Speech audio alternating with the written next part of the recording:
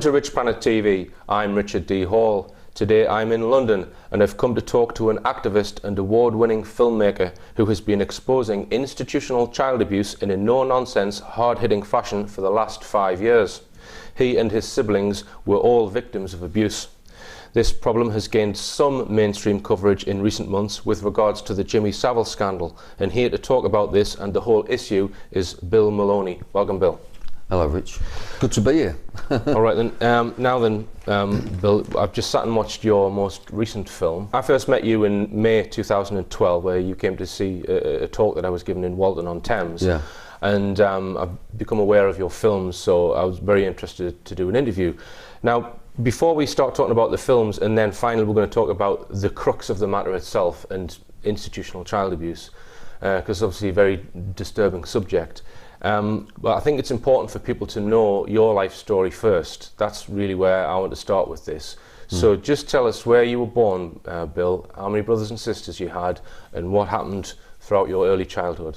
Well, a short synopsis of my life. My parents were both Irish. They came over here in the early 50s, and they were both abused in the institutions in Ireland, whether they were sort of children's homes or whether they were young offenders, whatever. And my mum, she obviously from that had a few mental issues, and she started having us kids. And my dad was working in the tunnels, when I say the tunnels, in this country, the Victoria line, the tubes. And he was a foreman, or a gangerman as they used to call them, and he was in charge of those guys, but he used to start very early in the morning, so he'd be starting at like 5 o'clock in the morning. He used to go over to Highbury, and he took me there a couple of times. And when my mum was left to her own devices, and she started drinking, and she was using Purple Hearts, which was the drug of the day, and the social services started taking their children away, so we all wound up in care from babies. Right. So how old were you when you were first taken into care then, Bill? When I was first taken into care, I was 4 years of age, and that was but I had been in sort of children's homes that I don't remember, Right, so how many brothers and sisters do you have? I've got 7 siblings. 7. And we were all taken into care. So if I can just give you, some of my siblings were in care a lot longer than me, but by the time I was 20, I'd served 14 years in different institutions in this country. And the first institution that I can remember was one called Mill Hill, and it was an orphanage, a Catholic orphanage run by nuns, and that was over in North London. So out of the 8 brothers and sisters, how many are still alive today? Well, my sister Diana's dead. My brother Peter's dead. My mum's dead, and it was only about a year ago I found out my mum took her own life in a mental institution. Now that was never disclosed to me. It was only because what they practiced with my family, the social services, was family alienation. So I've got one brother, my brother James, who went to a boarding school in Guildford and was abused there, very opulent area. He talks like Prince Charles, awfully. He says, "Oh, hello, Bill, how are you? Right. Haven't seen you for 35 years." So he speaks like that. And then my other siblings I've got 2 others that talk with middle-class accents, and then there's myself and my brother Anthony, Tony. We speak Cockney. Cockney. That's what they call me, the Cockney-speaking Irishman in the film industry, Right. So it was very tough. We was in and out of care. My mother left. My mother used to come back and abuse my dad. She used to beat him because he was only a small man, even though he was a champion boxer. He was featherweight champion of Southern Ireland, But he would only sort of restrain her or protect himself, So it was, when I was at home, it was very violent. And then when I was taken into care, it was even more violent. Right, okay.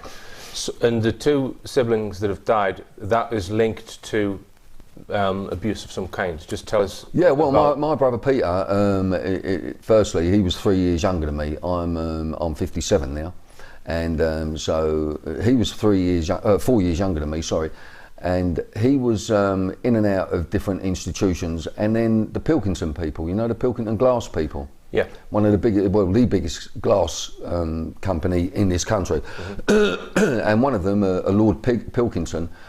He used to take on young kids, but he was interested in art, so he would take on young kids from the lower working class areas, and it was very, very poor then, and he would take them under his wing and help them with their art, etc.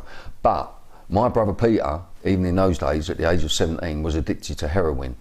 Okay. So he told me that some very rich, opulent people used to look after him. So that was my brother Peter, and he was found dead in a squat in Tunbridge Wells. Right. Opulent area again, and in those days with the transport would have taken a long time to get there, you know. So now with hindsight, I've started investigating the case. Is why was my brother found in a squat? A boy from Brixton and Peckham, really sort of poverty-stricken areas of the day. Why was he taken there? Right. And he went up on heroin anyway. So they said he killed himself, and that came out as suicide. And then my sister Diana, this is the real mysterious one, is after I released the film Sun, Sea and Satan to the national networks, BBC, ITV, Channel 4, etc. After that was released, 2 weeks after that, she was found dead in her apartment, and it's very suspicious. And if you go onto Pie Mesh Films, you can see the full timeline of what happened to my sister. So my sister died under very suspicious circumstances. Cause of death unascertained 3 years later. Right. Okay. And on the day of her inquest, I received an email from the Jersey police asking for a copy of the film Sun, Sea and Satan, and I refused them. So that was on the day of my sister's inquest. On the same day as the inquest, a piece came out in the Irish World about Sun, Sea and Satan, Right. and you know what the film was about, and my involvement in it, and what had happened to my sister. So no investigation. And my sister, when she was found dead in her apartment, even though her body had decomposed, it was never made a crime scene. Now, if a body's found decomposed, then that must be always, by the law, it must be made a crime scene and investigated. Never was. Right. It never was. So do you think there's some, your own gut feeling, do you think there's some connection of her death with that film then? Yeah, I do, absolutely. Was she involved in the film at all? Or No, she wasn't involved in the film, but she did finance the film. Right. And she was going to come over to Jersey, and I had a phone call from her when I was in Jersey, and she was crying. She said, I can't do it, Bill, I can't come over there.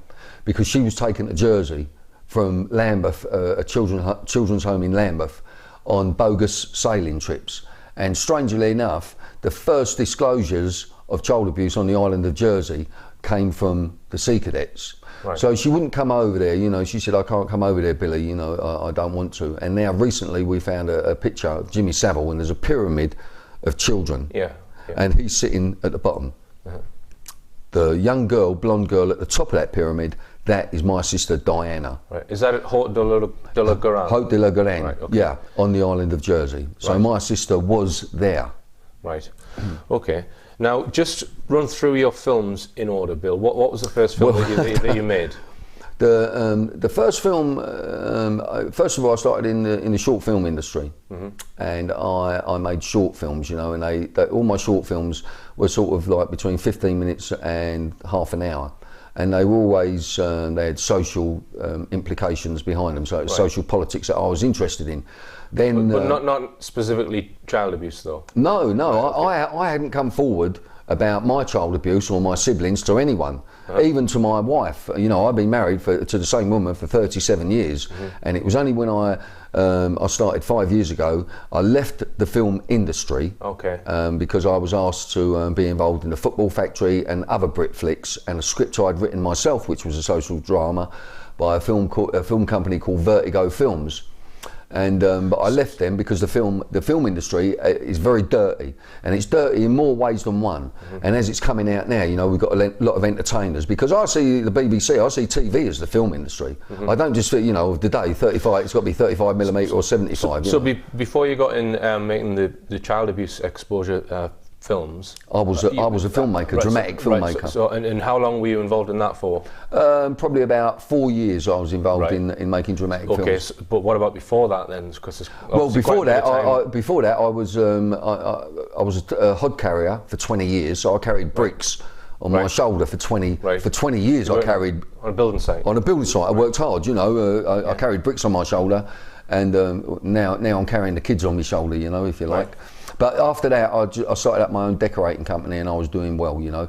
But it was only when I reached about 40, I started to think about what had happened to me. Because you know, I started thinking, like, I want to get in touch with my brothers and sisters, and I don't know where they live. I don't, because they had split us all up. I didn't know where anyone lived. So just spell that out, Bill. You're saying you were sexually abused as a child? I don't know. Talk about that or not? Well, yeah, I'll talk about it. But as far as I'm concerned, I don't know. Now, when I was I was in an experimental boarding school, and it was called Beechcroft in Tooting Bec. And when I went there, I was 12.